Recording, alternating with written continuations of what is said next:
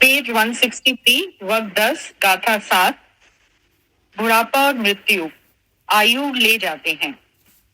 विशाखा आदि उपासिकाओं की कथा। स्थान उब्बाराम, सावित्र।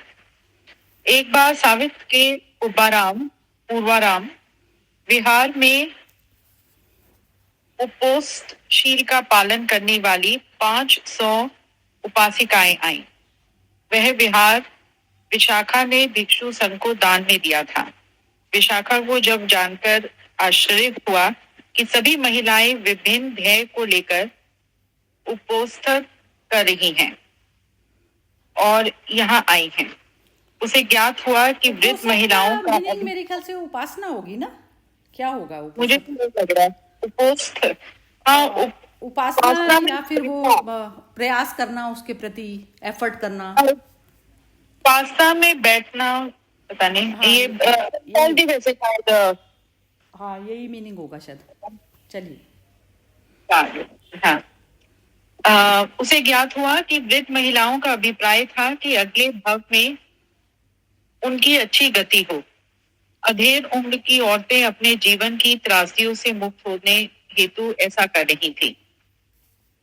जवान विवाहित युवतियों की अभिलाषा थी कि उन्हें पहले पुत्र की प्राप्ति हो और अविवाहित युवतियों की चाह थी कि उन्हें अच्छा वर मिले। सभी के अपने अपने सपने थे, सभी के अपने अपने ध्येय थे, सभी का अपनी अपनी मनोकामनाएं थी। विशाखा उन उपासिकाओं सहित भगवान के पास गई और भगवान को इन सभी विभिन्न वर्ग की महिलाओं की अलग अलग तरह की आकांक्षाओं के बारे में बताया। भगवान ने उनको बताया, विशाखा, जन्म, आयु, बुढ़ापा और मृत्यु प्राणी के जीवन में सदैव घटित होता रहता है। जो जन्मा है उसकी आयु होती है और क्षय होगा। अंत तो गत्वा उसकी मृत्यु होगी। ये निश्चित कि जो जन्मा है वह मरेगा। फिर भी प्राणी अपनी मुक्ति का रास्ता नहीं ढूंढता है, उस पर चलायमान नहीं होता है और इस भवागर जगत में बार बार अस्तित्व में आता है, जन्म लेता है। वह संसार में भ्रमण करते रहता है। जिस प्रकार एक ग्वाला डंडे से गायों को घेर लेता है, उन्हें चरागाह में वापस ले जाता है, वैसे ही बुढ़ापा और मृत्यु प्राणियों की आयु को ले जाते हैं। ऐसा कहते हुए भगवान ने ये गाथा कही। यथा दंडेन गोपालो गावो पचति गोचर एवं जरा च मच्चु च आयु पजंती परिणाम। जैसे ग्वाला लाठी से गायों को चरागाह में ले जाता है, वैसे ही बुढ़ापा और मृत्यु प्राणियों की आयु को ले जाते हैं। हाँ जी विमी जी, एक और कर लें क्या ये वाली दूसरी? हाँ कर लेते हैं। ठीक है, पढ़िए इसको भी। वर्ग 10, गाथा 8। पापी अपने ही कर्मों से अनुताप करता है। अजगर प्रेत की कथा। स्थान राजगृह वेणुवन। एक बार महामुगल्लान थे लक्ष्मण के साथ चारिका कर रहे थे। उन्होंने एक प्रेत को जलते हुए देखा। मुगल्लान मुस्कुराए और चल दिए, पर वे बोले कुछ नहीं। जब वे जेतवन विहार में पहुंचे तो भगवान की उपस्थिति में मुगल्लान ने यह बात बताई। भगवान ने बताया कि बोधि लाभ के समय उन्हें भी ऐसा अनुभव हुआ था। उन्होंने कहा, कहीं कि कश्यप बुद्ध बच्चे बुद्ध के समय एक बड़ा ही निर्दयी चीज था। उसने एक धनवान के घर में 7 बार आग लगा दी। चोर था।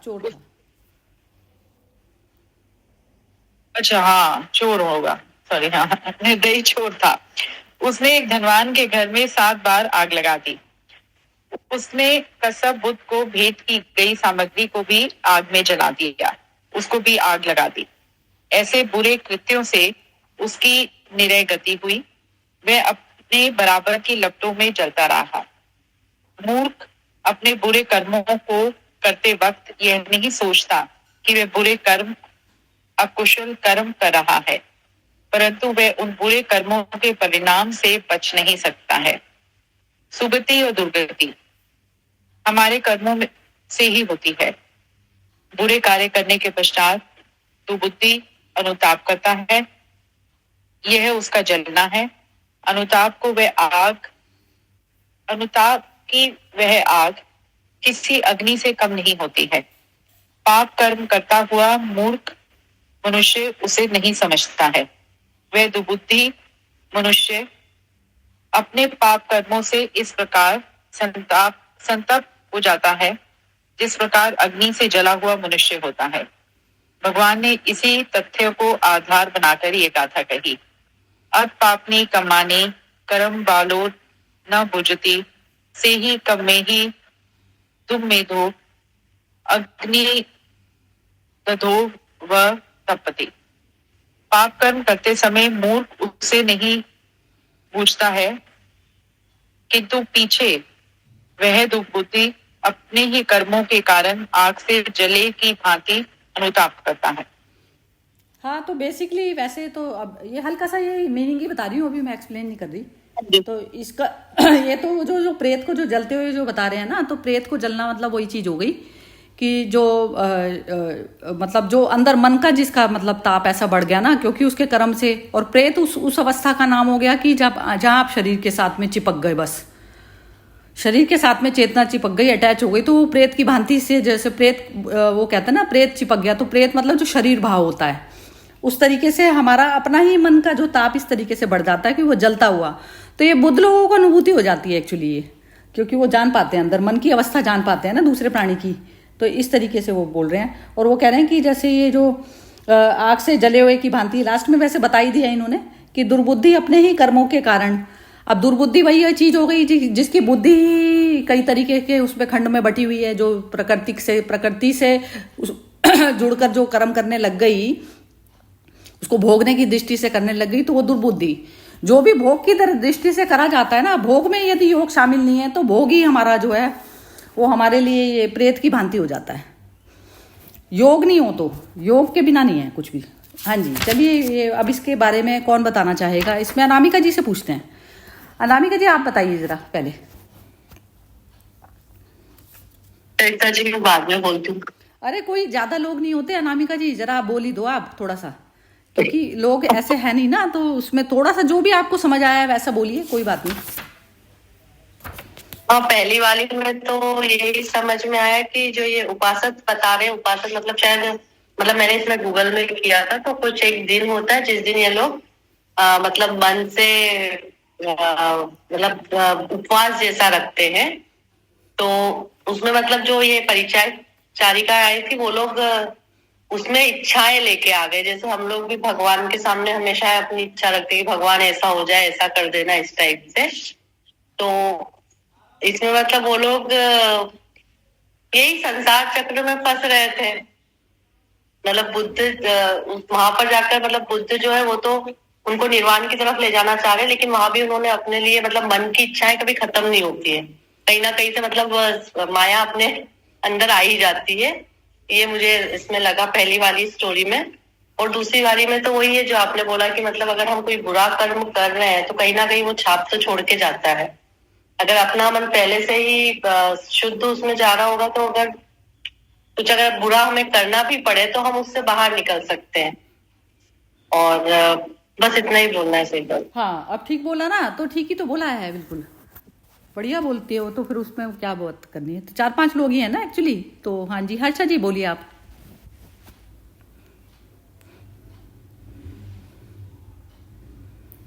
अनम्यूट कीजिए हर्षा जी आप प्लीज। चलो वो ना बोलेगी, मोना बोलो, आप बोलो।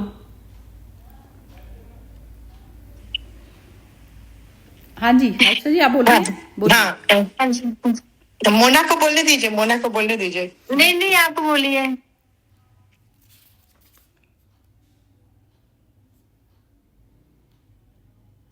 अब कौन बोल रहा है? हाँ जी हर्षा बोलो, हर्षा जी आप बोलिए। चलो मोना बोल रही है, अब मोना बोलो। नहीं, मैं यही कह रही थी, आज नहीं कुछ बोल पा रही, मतलब बाद में देखती हूँ अभी। ठीक है, कोई बात नहीं, हर्षा जी बोलिए आप। तो ये जो है ना, ये जो चोरी का जो होता है ना, जो चोर होता है उसके अंदर पहले से पाप होता है, और वो उसका पाप के बने उसके कामनाओं के वश में वो आ जाता है और वो सब गलत कर देता है। पर हमें समझना चाहिए कि जब भी हम कुछ गलत करते हैं उसका परिणाम तो हमको भोगवना ही होता है। चोर को तो ये बात समझ में नहीं आई थी, पर जब उसने देखा परिणाम क्या हुआ, तब आदमी को ख्याल आता है कि भाई ये जो है हमारी पूरी जो स्टोरी कर्म कांड की स्टोरी है, इसमें जो बुद्धा ने कहा। और जो प्रेत जो बन जाता है ना, इसका लिए प्रेत का लिए मदर ने बहुत अच्छा लिखा था कि जब भी हम लोग कुछ वासना हो छोड़कर जाते हैं ना, तो कभी कभी ना हम उसका रूप अलग रूप से धारण कर लेते हैं। तो बहुत अच्छा से हमें जब शरीर छोड़ते हैं ना, तो बोलते हैं ना कि no binding should be there. जो मिला जो प्राप्त हुआ, खाली एक ही ईश्वरीय प्राप्ति का ही ध्यान में हम लोग जब शरीर छोड़ेंगे, तो ये डिसाइड्स अपने कहाँ जाएंगे। पर जब भी हमारा कर्म का बहुत खराब ये होता है, बैकड्रॉप होता है, तो नेचुरली कर्म का गति में ईश्वर भी कुछ नहीं कर सकता, हमें वो सब परिणाम भोगवना ही पड़ता है। तो सोच समझ कर ही, जैसे बोलते हैं ना कि भाई वो हमें सब कार्य करना चाहिए। और पहला तो बहुत सिंपल था कि ये जो हमें ओल्ड एज, डेथ, ये जो चार हम लोग का टाइम स्पेस में जो हमारे लाइफ जाती है, एंड में तो डेथ ही है। तो ये ध्यान में रखते हुए हमें कैसे जिंदगी जीना है, वो हमें हमेशा ध्यान रखना है। लक्ष्य क्या है हमारी, वो बनाए रखनी है। अभी ये स्टोरी में मुझे हिंदी में थोड़ा सा कमती समझ में आया, तो इसको जरा सिंपली आप बोल सकेंगे वापस? कौन सी स्टोरी को? सेकंड वाला को। सेकंड वाली ये बिम्बी जी बताएंगी। बिम्बी जी जरा आप बताइए इसके बारे में। हाँ जी, हाँ, मैं अपना मतलब जो मुझे समझ आया, मैं दोनों स्टोरीज पे ही बताती हूँ। तो पहली स्टोरी में तो जैसे उन्होंने दिखाया कि वो उपासक जितनी भी महिलाएं थी, सभी की वो इच्छा लेके ही आई थी। तो और ये है कि इंसान अपने पास्ट और फ्यूचर में इतनी अपनी एनर्जी इन्वेस्ट करता है, मतलब सोच की एनर्जी इन्वेस्ट करता है, कि वो उसमें वो जो प्रेजेंट है उसको तो वो बिल्कुल ही जैसे वो प्रेजेंट मोमेंट को जीता ही नहीं है। तो आप आगे जब आप कुछ चाह भी रख रहे हो, तो आप में तो वो आगे की सोच के कर रहे हो, या जो पीछे हो गया उसका कुछ गलत हुआ तो उसको सोच के, या वो भगवान मेरे साथ ये ना हो, अच्छा मैंने ये कर दिया, वो दिया, मुझे माफ कर देना, अब मेरे साथ आगे ये ना हो। तो पास्ट और फ्यूचर में इतना इन्वेस्टमेंट है हमारा, जिसमें हम प्रेजेंट को बिल्कुल जीत नहीं रहे होते। तभी वो शुरू में कहा है कि बुढ़ापा और मृत्यु आयु को ले जाते हैं। आयु मतलब जो प्रेजेंट मोमेंट है वो आपका ले ही गए, क्योंकि आप उसी चक्रव्यूह में, वही वो जो उन्होंने चराहा का कहा कि वो उनको निकाल रहा है बाहर और फिर से उनको उसी में घुसा रहा है। और या जैसे वो सोनपाल जी ने कहा कल कि वो पिंजरा तो अभी हमने रखा ही हुआ है, हम बाहर वो चिड़ियों को बाहर निकाल दिया, पर वो पिंजरा तो समेटे हुए हैं कि कभी भी फिर से वही चिड़ियों को फिर अंदर घुसाएंगे। तो ये तो उसमें आयु चली जाती है, मतलब जो प्रेजेंट तो आप चला गया, और ऐसे ही हम अपना जीवन निकाल देते हैं। दूसरी कहानी में ये है कि जो एक इसमें ये लाइन थी, वह अपने बराबर की लपटों में जलता रहा। अपने बराबर की मतलब जो वो कहते हैं ना, जो तुम बीज बोगे उतना वो मिलेगा, जो तुम्हारा, वही जो हम कल भी कर रहे थे, जो तुम्हारा जितना पात्र है जो भी है उतना ही तुम्हें मिलेगा, जो तुम दोगे उतना ही तुम्हें मिलेगा। वो चेक्स एंड बैलेंसेस हमारा पूरे जीवन में वो चल रहा है, वो वैसे ही, वो सृष्टि के नियम के अनुसार वैसे ही चल रहा है। तो आपने जितना बुरा कर्म किया, आपको वो उतना बुरा कर्म वापस आएगा ही। इसमें बस यही कहा है कि वो जो दुबुद्धि वाला है, कि उस समय वो जब वो बुरे कर्म कर रहा होता है, उसको रियलाइजेशन ही नहीं होता, क्योंकि वो ये कि उसकी दुबुद्धि है, बुद्धि के ऊपर बहुत बुरे ख्यालों की वो परत जमी हुई है, ये परत चढ़ गई है, तो तब उसको रियलाइज नहीं होता। पर यह है कि बुरे कर्म करोगे उसका तुम्हें बुरा नतीजा तो जरूर मिलेगा। और अपने बराबर की लपटों में जलता रहा, मतलब जितना उसने जो भी इंटेंसिटी या जितना उसने बुरा कर्म किया, तो उतना ही उसको वो वापस मिलता है। तो इसमें बस वही कह दिया कि वो संताप करता है बाद में। अब कई लोगों के लिए तो वो भी नहीं होता, कर लेते, उनको इतना भी नहीं रियलाइजेशन होता कि भाई मैंने कुछ ऐसा बुरा किया, वो करते ही रहते हैं। तो पर इस कहानी के अनुसार जो बुरा कर्म करता है उसको बुरा ही, उसके पास वो वापस आएगा ही। वो ये सागर के अंदर तुम जो डालोगे वो तुम्हारे उस भव सागर में जो तुम डालोगे वो तुम्हें वापस मिलेगा ही। और जब बुरे करोगे तो उसका बुरा नतीजा ही होगा। और वो यदि तुम फिर भी वो जैसे दुबुद्धि तक ही हो तो तुम उसको उसमें जलोगे भी, उस आग में जलोगे भी। हाँ, आ गया समझ में हर्षा जी सेकंड स्टोरी? तो ये समझ आया मैं तो। हाँ, ये हर्षा जी आपको सेकंड स्टोरी समझ आ गई?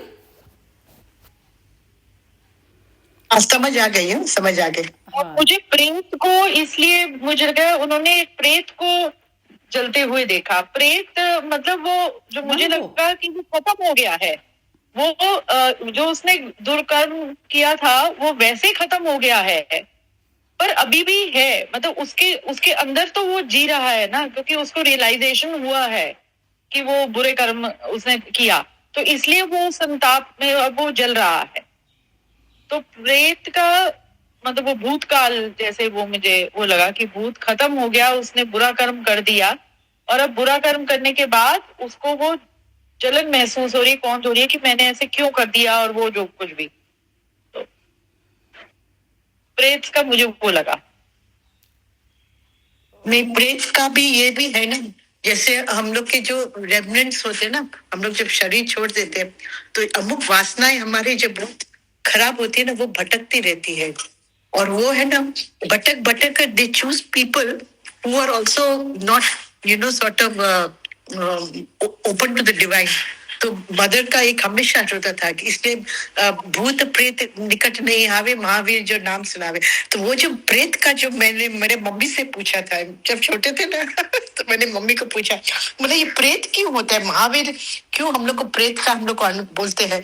तो मम्मी ने बहुत अच्छा समझाया था कि जब भी कोई अतृप्त आत्माएं वो हवा में वायुमंडल में घूमती रहती है, यदि हमारे अंदर एक लूप होल होएगा, जैसे लॉज में लूप होल होएगा तो आदमी कैसा वो करता है, ये हमारे शरीर में हम स्टोरी करके मुझे समझाया, मंत्रा के माफिक प्रवेश कर देती है और हमें अंदर खराब विचार दे देती है। They make us their instruments. तो विवेक बुद्धि इतना जागृत होनी चाहिए कि वायुमंडल में कोई भी गलत विचार पे यदि कहां से भी आता है ना, हमें हमेशा बोलते ये मंत्रा है, ये मेरा नहीं है, इसको जाने दो। ये मंत्रा अपने अंदर आ जाती है। जैसे कैके का मन में मंत्रा कैसे विष भर गया ना, वैसे ये जो प्रेत जो होते हैं ना, they are very very subtle and sometimes we don't know. Some people are used by them also. You can see sometimes they are sometimes used by these forces. So these preta are also forces which are roaming in the atmosphere and moving people, if those who are not enlightened. इसलिए ज्ञान बहुत बहुत जरूरी है अपने आप का एक कवच बनाने के लिए, कि हम लोग कभी भी अनकॉन्शियसली भी एक सजेशन में ना आवे जो खराब हो।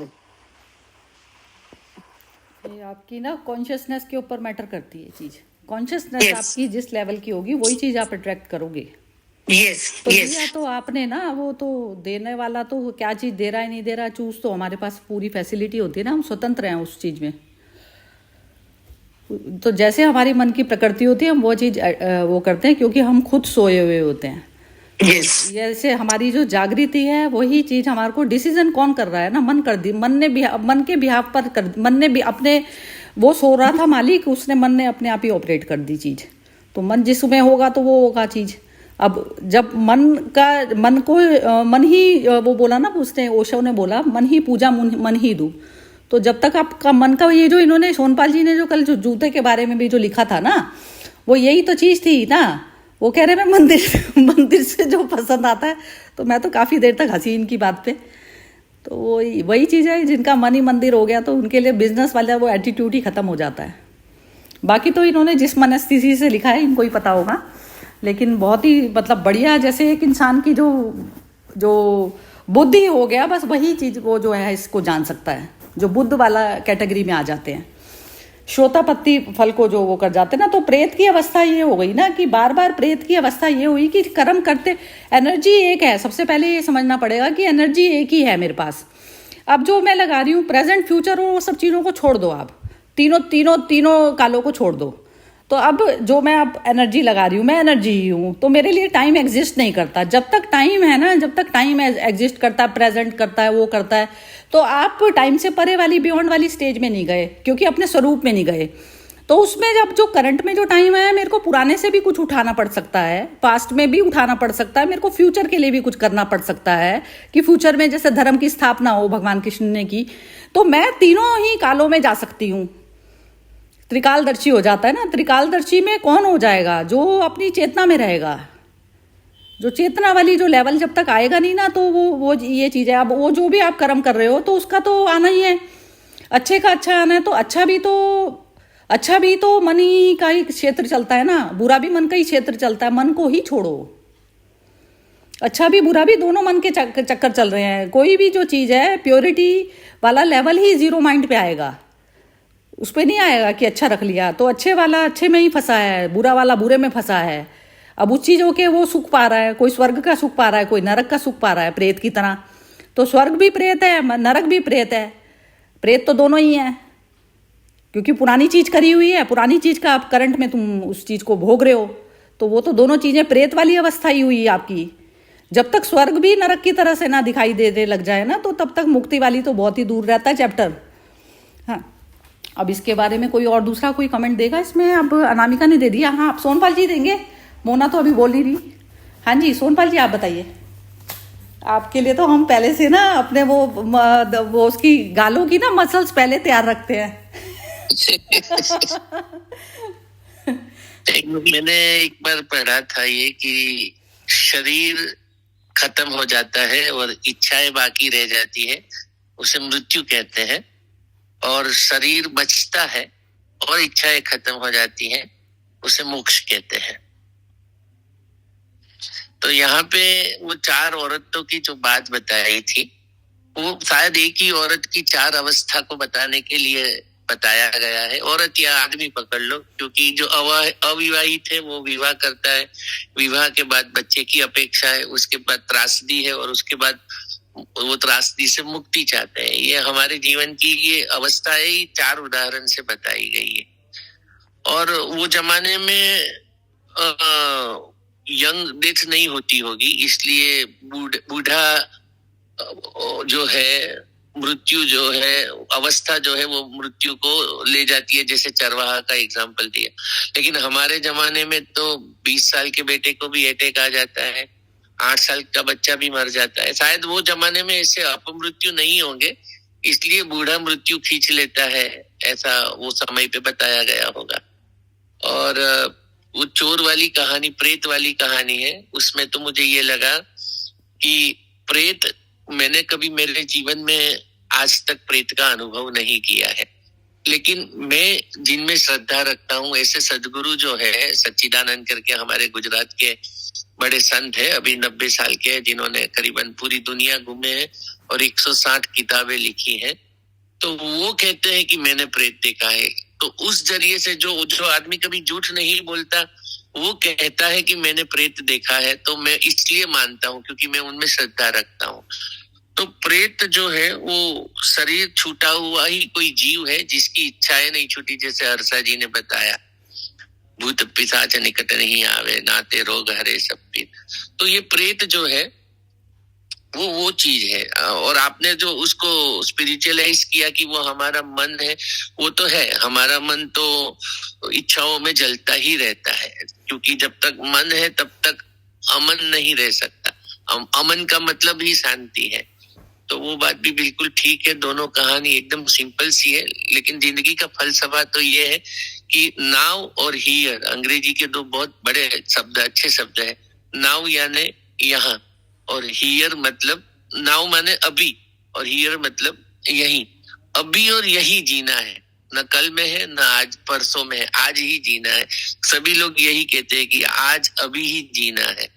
तो नहीं तो वो बैलेंस नहीं होता है, तो वही शब्द अच्छे से नहीं जुड़ेंगे तो नोवेयर हो जाता है, NOWHERE। हम कहीं के नहीं रहते हैं, आज और अभी नहीं जिए तो बस यही है, आज और अभी में जीना है, इच्छाओं को देखते रहना है और देखने वाले को देखते रहना है बस। देखते रहने वाले को यदि नहीं देखा ना तो वो तो फिर कहानी दूसरी हो जाती है। अभी नाव में भी जो इंसान जो जी रहा है, अब जैसे सपोज कीजिए कि मैं जो जी रही हूँ, यदि मेरे में अभी नाव में मैं लग रहा तो है जी रही हूँ, लेकिन मैं पुराने उसमें फंसी हुई हूँ, कोई मैं विचारधारा जैसे मेरी पुरानी चल रही है, या फिर करंट में भी जो चल रही हूँ, जब तक मेरे को अपना बोध नहीं है तो अब उसमें जो करंट में जो चीज़ों में जो आपको एंजॉय आ रहा है तो वो चीज़ भी बहुत ज़्यादा जागृति वाली चीज़ जरूरी है कि ये चीज़ क्षण भंग, ये क्षण दोबारा नहीं आना। तो उस चीज़ में पर्टिकुलर जो भी मैं काम कर रही हूँ उसमें मैं आनंदित हूँ कि नहीं हूँ, ये तो चेक करोगे आप अपना, वो चीज़ बहुत ज़्यादा ज़रूरी है। तो वो उसमें बिना आनंदित हुए तो आप जो भी कुछ करोगे तो ना तो आपको प्रेम का पता चलेगा ना वैसा पता। जो प्रेम मतलब एक तरीके से लव अफेयर विद मूवमेंट होना चाहिए, क्योंकि वो मूवमेंट दोबारा नहीं आएगा। सब कुछ जो हम जगत के साथ में तो लव अफेयर कर लेते हैं, चीज़ों के साथ कर लेंगे उसके साथ, लेकिन उस मूवमेंट के साथ में लव अफेयर नहीं कर पाते, क्योंकि उसमें जैसे हमारे जो मूड फ्लक्चुएशंस होते हैं तो उन मूड को कंट्रोल आपका आएगा ही तभी जब आप लव अफेयर विद मैंगो काट दो जी। हाँ, कौन बोल रहा है? हाँ दीपा, आपको म्यूट करना पड़ेगा। हाँ जी, और कोई कुछ बोलना चाहता है? हाँ जी नमस्ते। वो स्टोरी कौन सी थी, दूसरी स्टोरी कौन सी थी? दूसरी स्टोरी में ना ऐसा था कि वो जो बुद्ध का एक जो शिष्य थे ना मोगलान, उनको भी एक्चुअली वो बुद्ध की तरह से ही हो गए थे। श्रोतापत्ति फल को, श्रोतापत्ति फल उस अवस्था को कहते हैं कि जिसमें आप ध्यान वाली अवस्था आपकी सतत रहती है। वो ध्यान की जो गंगा है वो बहती रहती है आपकी कंटिन्यूसली, आपका ध्यान नहीं टूटता। ध्यान इस अवस्था का कि आप जो है आत्मा वाले लेवल पर रहते हो, आप उसमें शरीर भाव में नहीं रहते। तो वो ध्यान की अवस्था उनकी महामोगलान की पूरी तरह से रहती थी। तो उन्होंने बताया कि एक प्रेत जो है वो उनको जलते वलते दिखाई दिया ऐसा। तो ये प्रेत के बारे में डिस्कशन हो रहा था कि प्रेत को जो है हम लोग मान रहे हैं कि प्रेत वैसी अवस्था है जो ऐसी आत्माएं हैं जिन्होंने शरीर नहीं लिया लेकिन जिनकी कामनाएं रह गई थी, तो वो प्रेत की भांति जलती हुई दिखाई देती हैं।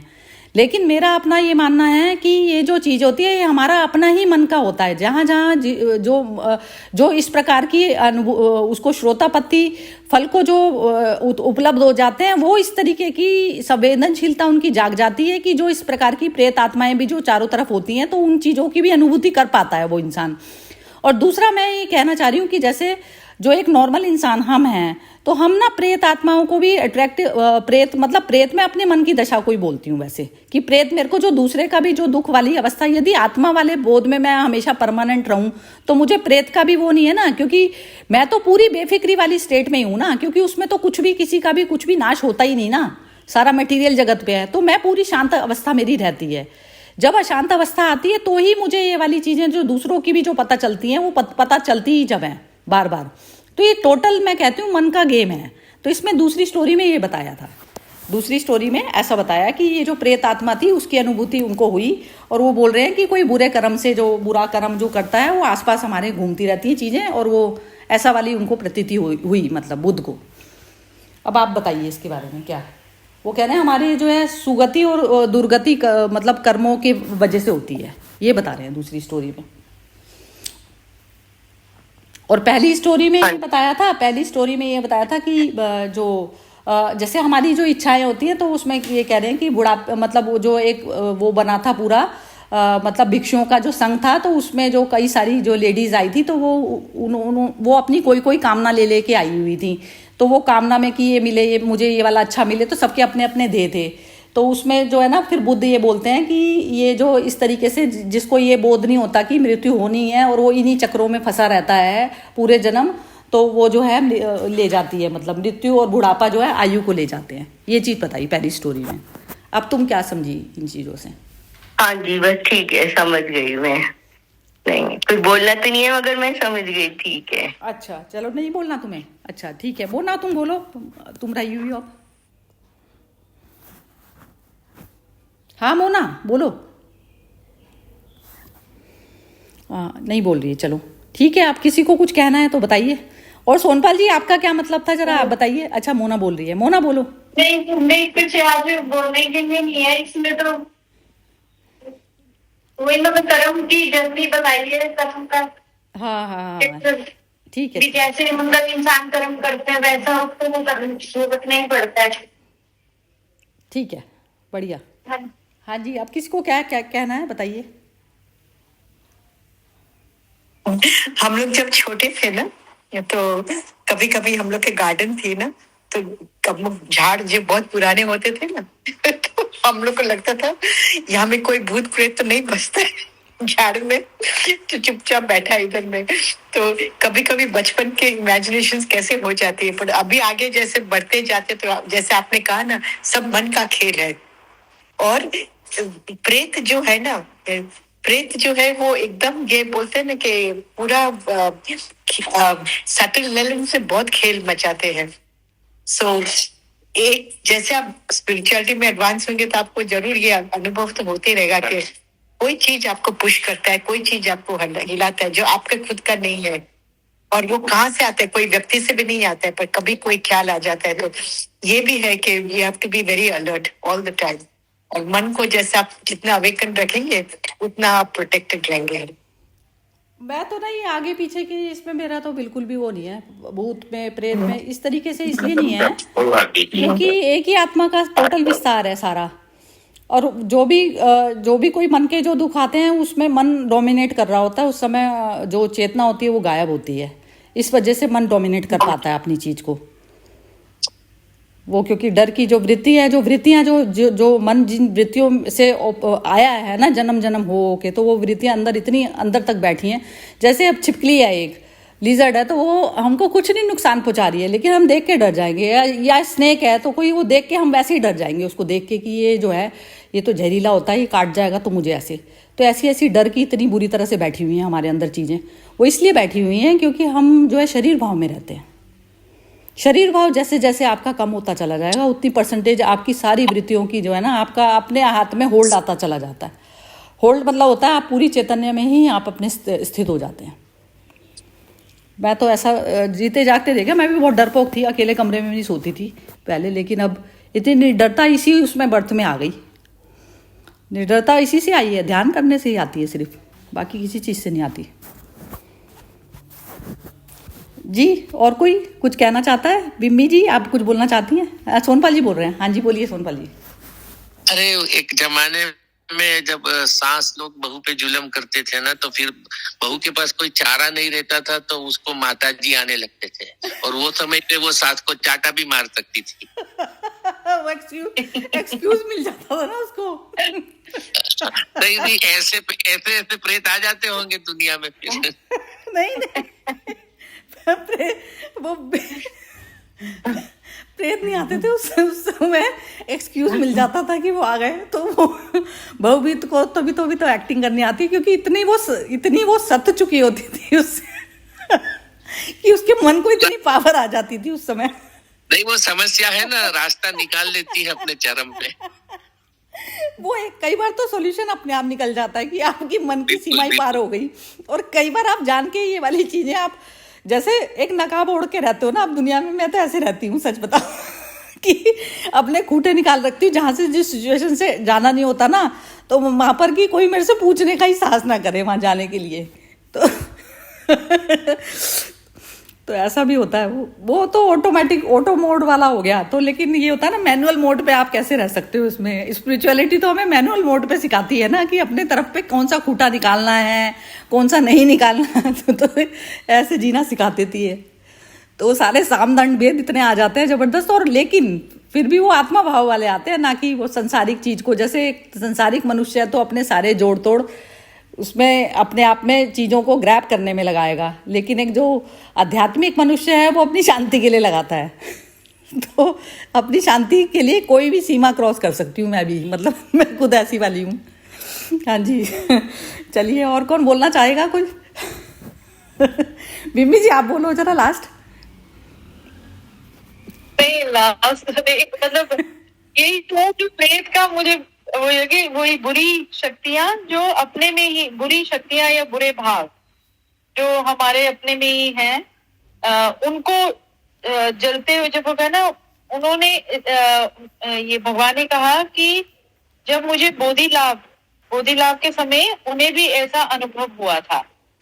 तो जब वो जो बुरे कर्मों का जो आप बुरी सोच या बुरे वो एटलीस्ट आप उस कॉन्शियसनेस में हो कि आपको इस बात का तो एहसास हो रहा है, ठीक है वो बुरे कर्म करोगे तो बुरा ही उसका नतीजा मिलेगा, पर एटलीस्ट उस भाव तक तो आपकी जागृति है कि आपको रियलाइजेशन है। उस समय नहीं होता, और जो हम जिस तरह हम लोग जो हैं हम उस लेवल के हैं कि जब हम कोई बुरा थॉट या बुरा कर्म ऐसे करें हमें उस समय रियलाइजेशन नहीं होता, पर इतनी तो कॉन्शियस नहीं आई, इतने तो हम जागृत हैं कि बाद में यदि रियलाइजेशन होता है तो बस यही वो कह रहे हैं कि प्रेत को जलते हुए देखा। जैसे ही तुम्हें रियलाइजेशन हो गया कि तुमने गलत थॉट आया या गलत कर्म किया एंड ऑल दैट, तो तब तुम्हारा वो कहते हैं तब तुम्हारा निर्वाण हो गया। मतलब वो कॉन्शियसनेस तक ही इतनी तो अपने आप को जागृत रहो, क्योंकि तब जब वो ऊपर भी कह रहे हैं ना पापी अपने ही कर्मों से अनुताप करता है, तो अपने कर्म करने के बाद वो अनुताप होना, मतलब बुरे कर्म करने के बाद अनुताप पछतावा होना है उस तक तो हाँ वो है। और अजगर प्रेत की कथा, अजगर यहाँ पर शायद इसीलिए वो ये कहा है कि जैसे वो है कि वो प्रेत की भांति या अजगर की भांति वो तो तुम्हारा दम घुटता जाता है कि ना वो बार बार सोच के कि तुमने ये कर दिया, ऐसा कर दिया, ऐसा क्यों सोचा, ऐसा क्यों किया, तो वो तुम्हें कौंधता रहेगा। तो उस कौंधने से जब तुम बाहर आ गए, बाहर वो आ गए कि तुम्हें रियलाइजेशन हो गया और तुम्हें वो हो गया, तो नेचुरली उसमें रियलाइजेशन उस हद तक हो गया कि तुम अगली बार नहीं करोगे, तो वो तुम उस एक तो ना संताप से बाहर आ जैसे गए। प्रेत अवस्था ऐसी वाली भी होती है कई बार, जैसे ये जो लोग सोनपाल जी ने और इन्होंने हर्षा जी ने बोली ना, ऐसी वाली है कि जैसे आप अभी तो आपके पास शरीर है, प्रेत वाली अवस्था नहीं है, मन कर रहा है कोई गलत काम करना चाह रहा है, आपने कर लिया और आप जल रहे हो, फिर आप उसको जो है ना थोड़ा सा करेक्ट करने की भी कोशिश आप कर सकते हो क्योंकि आपके पास शरीर है। प्रेत योनि इस तरीके की योनि हो जाती है, प्रेत पे मतलब ऐसा वाला हो जाता है कि आपके पास तो शरीर तो है नहीं, अब उस चीज को कैसे मिटाओगे आप, तो वो सजा है, वो सजा है, वो मन की, शरीर तो है नहीं, तो वो उतनी देर जलता रहेगा। तो ये जो बुद्ध लोग जो जहां पर उपस्थित होते हैं ना, तो उनको प्रेत योनि, प्रेत वाले भी जो लोग होते हैं वो शांति के लिए आते हैं इनके पास अपनी। ये ऐसा था ना, ये धुंधली और उसकी कथा थी ना, ये सब भागवत पुराण की कथा ही उससे शुरू थी कि वो जो सुखदेव मुनि नहीं थे, वो गोकर्ण था, गोकर्ण ने उसको सुनाई थी कथा आत्मदेव को, वो था, वो बहुत बुरे कर्म करता था धुंधली, तो उसकी मृत्यु हो गई, तो वो प्रेत की योनि में चला गया, तो प्रेत होकर फिर वो उसने गोकर्ण ने उसको भागवत कथा सुनाई, तो उसमें उसने कहा कि मैं जो है ये एक कोई पेड़ की कोई जड़ थी तो उसमें वास करूंगा, तो 7 दिन में उसकी एक एक जड़ फूटती चली गई, तो तब उसकी मुक्ति हो गई उसमें से।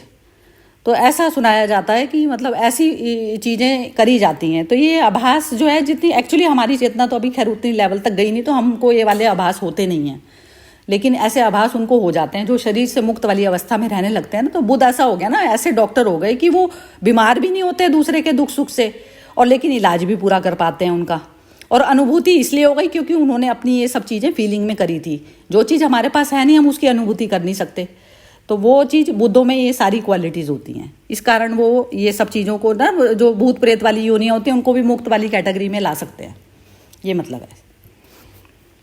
हाँ, तो वो कहते ही है ना कि जिसकी इच्छाएं पूरी नहीं हुई और जिसको वो है अभी भी, तो वो भूत की तरह मंडराता रहता है, आसपास ही रहता है, तो ये कहते कि उसको मुक्ति नहीं मिली, उस वजह से वो दूसरे लोग।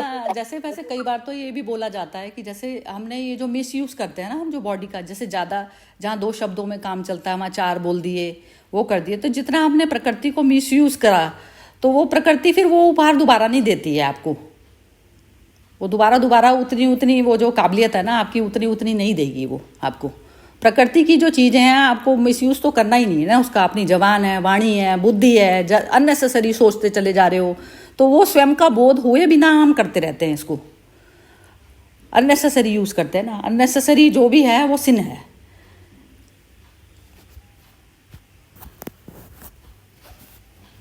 चलिए इसमें असल में ना दो चीजों को समेटा हुआ है, क्योंकि जब वो बाद में भी वो कह रहे हैं कि वो 7 बार उसने आग लगा दी, मतलब घर में 7 बार लगाई, उसको कोई 7 बार उसे कोई रियलाइजेशन ही नहीं था कि वो बुरा कर्म कर रहा है। और फिर अगली लाइन में कह दिया कि वो जो बुरा कर्म कर रहा है वो बुरे कर्म के उसमें पछतावा कर रहा है। तो वो मुझे थोड़ा सा इसमें इस कहानी, यदि सिर्फ कहानी तक स्टिक रहा हो तो वो थोड़ा सा लगा कि उसको कहाँ पछतावा हुआ, वो 7 बार ही तो लगाए जा रहा है, आग ही लगाए जा रहा है, ये उसे कोई अनामिका और फर्क ये नहीं बोल पड़ रहे रहा। हैं, सोनपाल जी और अनामिका बोलेंगे। अनामिका तुम बोलो चलो पहले। मेरे को है ना यहाँ पर एक कहानी याद आ रही है जो वाल्मीकि जी की है ना, जी जब वो लाइक चोरी वगैरह सब करते थे और नारद मुनि उनको मिले थे, जी तो उन्होंने बोला कि ये जो तुम पाप कर्म कर रहे हो क्या तो किस लिए कर रहे हो? बोले फैमिली के लिए करता हूँ मैं। तो बोले अगर फैमिली के लिए करते हो तो बोले फैमिली भी भागीदार होगी तो आप पूछ के आओ ना फैमिली से। तो जब वाल्मीकि जी फैमिली के पास गए कि क्या तुम मेरे पाप कर्म में भागी हो, तो उन सब ने मना कर दिया कि नहीं भाई, हम भला ही खाते हैं लेकिन भागी हम नहीं, ये काम तुम ही कर रहे हो। तब उनको रियलाइजेशन हुआ था कि मतलब मैं ये गलत कर रहा हूँ, और उसी पल उन्होंने मतलब वो जो जागृत अवस्था उनकी आ गई थी। फिर उसके बाद तो उन्होंने ये मतलब अपना रामायण की रचयिता वगैरह सब किया। तो मेरे को इस वाली स्टोरी से वाली स्टोरी कनेक्ट हो रही थी। अपना ही सिग्नेचर है ना हर कर्म पे, मतलब है कि आप कहते हो ना मैंने अपना बच्चे के लिए किया, इसके लिए किया, उसके लिए किया तुमने ही ना, सिग्नेचर तुम्हारे ही थे उस कर्म पे, कर्म पहचान लेता है ना। तो सोनपाल जी आप बताइए, बिल्कुल ठीक बोलिए, स्टोरी तो बहुत अच्छी बोली है अरे एक्चुअली। ये 7 वाली जो बात है ना, तो परीक्षित के पास भी 7 ही दिन थे, और आपने जो धुंधुली का बताया उसने भी झाड़ में 7 गांठ उकेली थी। तो 7 शब्द ये कहानी में कुछ न कुछ मर्म रखता ही होगा, क्योंकि हर जगह अभी इसने 7 बार आग लगाई। अच्छा हाँ ये तो मैं भूल जाती हूँ बार बार। हाँ ठीक कह रहे हो आप। हाँ बिल्कुल, 7 फेरे होते हैं, जैसे 7 फेरे होते हैं ना शादी में कि जन्म जन्म के बंधन हो जाते हैं उसमें, बिल्कुल ठीक बोला। चलिए खत्म करें इसको, स्टोरी को आज। मेरे ख्याल से तो वैसे तो मर्म समझ में आ ही गया, इसका एसेंस तो समझ आ ही गया होगा सबको। दीपा तुम कुछ बोलना चाहोगी?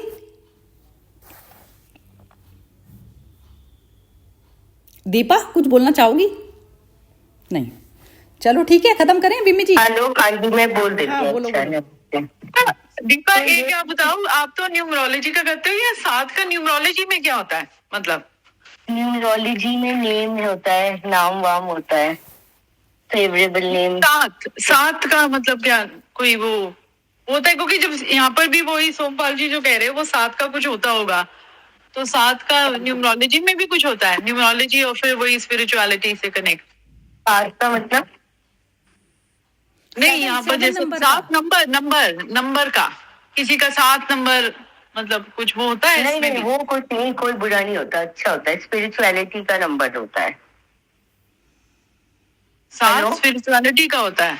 ओके हाँ विमी विमी, हाँ हाँ देखो सप्त ऋषि सप्त लोक हाँ हाँ। है ना, मतलब तो 7 बार आग लगाने के बाद उसको जागृति आई।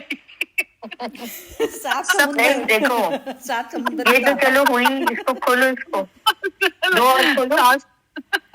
वो पोएम भी है ना, 1 2 3 4 5 6 7 all good children go to heaven, तो 7 का बाद इन हेवन में मिलता है। हाँ, तो ये 7 लगाने के बाद उसको हेवन मिला। हाँ, तो सप्त ऋषि हम लोग का फेमस सप्त ऋषि है। नर्क में तो प्रेत बना हुआ था तब तक वो, है ना, और फिर वो Yes. जल गया। 7 नंबर मिलने पूरा तो जल गया। हम लोग को ये सप्त लोग पार करिए, भगवान मिलेंगे फिर। वो भी तो अब 7 समझ आया 7 का चक्कर। 7 चक्रास भी तो होते हैं वही। दीपा बोलो। हाँ तो बस इसमें बिल्कुल जो भी है आप लोग ने इतना अच्छा बोल दिया, ऐसा कुछ कहने के लिए है ही नहीं, कुछ एक आधी चीज ऐड करती है तो मगर मैं इसमें एक ही चीज ऐसे ऐड करती हूँ, और वो भी वो प्रेत वाली स्टोरी में। तो वो आपने जैसे बिन्नी जी ने भी थोड़ा डिटेल में बताया कि उसमें 7 बार शायद तो वो क्योंकि उसको रियलाइजेशन ही नहीं हुआ, क्योंकि उसने एक बार किया उसको लगा ठीक है अच्छा है, फिर बार बार किया, तो इसीलिए वही बात है कि जिसमें कुछ भी गलत सही का जब तक कोई स्टॉप नहीं लगे, जब तक उसको उसका रिजल्ट नहीं मिले, तब तक किसी को नहीं लगता कि मैं गलत कर रहा हूँ। तो जब तक, क्योंकि वो करता रहा, उसको रियलाइजेशन ही नहीं हुआ कि गलत करूंगा, कि मेरा लोग ये लोग पढ़ लो। तो ये मुझे ऐसे लगता है पर्सनली कि जैसे मुक्ति का जो रास्ता है, ये हर एक को खुला ही नहीं होता। खुला इसलिए नहीं होता क्योंकि चाहे अगर हम लोग जैसे अब कर रहे हैं तो हम लोग के लिए चलो फिर भी खुला है, मगर जो लोग रियलाइज ही नहीं कर रहे कि भाई ये शरीर चला जाएगा और मुझे उससे पहले मुक्त होना है, उनके लिए खुला ही नहीं है रास्ता। बिल्कुल ठीक बोला। वो कह रहे थे, ओशो कह रहे थे, मेरे जो अपने जो फॉलोअर्स हैं ना, मैं तो डायमंड को चुनता हूँ, मेरे को जो है पत्थरों में मेरा कोई इंटरेस्ट नहीं है। तो मतलब वो कहते थे मैं तो डायमंड को चुनता हूँ, बस डायमंड पे ही करता हूँ काम अपना, बाकी नहीं करता। पत्थरों की मेरे पास में कोई जगह नहीं है। वही है ना, जिसकी चेतना का लेवल ही नहीं है उस तरीके का कि समझ पाए अच्छे बुरे की परख जिसको वो पाए, तो वही है चीज। वो क्या जानेगा, बुद्ध पुरुषों को जानते ही नहीं, तभी तो लांछन उठाते हैं, और क्या है, यही चीज है। किसको पूजना है, कहाँ वैल्यू देनी है। वो कहते हैं कोड़ियों का वो जो तुम्हारा अनमोल ये जीवन कोड़ियों में बिताए चले जा रहे हो अपना। कोड़ी क्या चीज हुई, संसार की हर चीज कोड़ी है, शरीर भी इवन अपना कोड़ी है एक तरीके से। आप कहाँ बिता रहे हो वो सांस, आपको किसके लिए मिली थी और कहाँ के लिए जो है आप लगाए चले जा रहे हो, बस यही है। चलिए बिमी, मैं गई थी, कई लोग 7 नंबर, वो कह रहे हैं ना 7 मुक्ति का नंबर है। हाँ, तो हम तो 7 फेरे लगा के मुक्ति तो क्या बंद गए, और बंधन में आए हैं।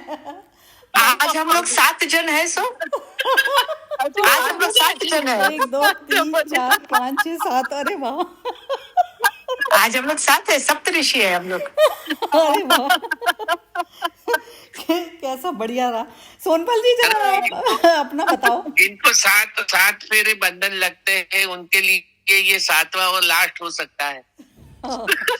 ये भी सही है, 7 जन्म हो गए हमारे, अब वो बहुत हो गया। 7